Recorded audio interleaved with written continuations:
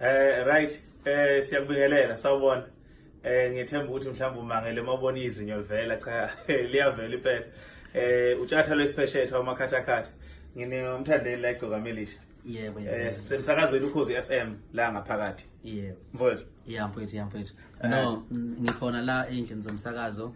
Bengizohlangana nomfowethu ngizoxolisa nje lapha na okwaba khona nephutha khona. Ngicela ukuthi abalandeli ikakhulukazi begcoka melisha abalandeli ngicela ukuthi bazi ukuthi njengamanje yonke into ihamba kahle. Mina ngiartist nje ngiyacula, umthatha umsakazi udinga ukuhlonishwa nonika isithunzi sakhe, and then abacula sebethola ukusizakala ngalento le hayi shame bahambe wrong.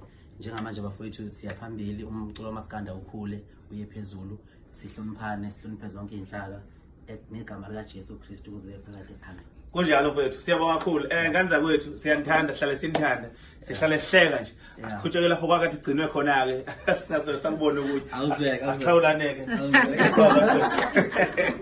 Siyabonga. Sharp.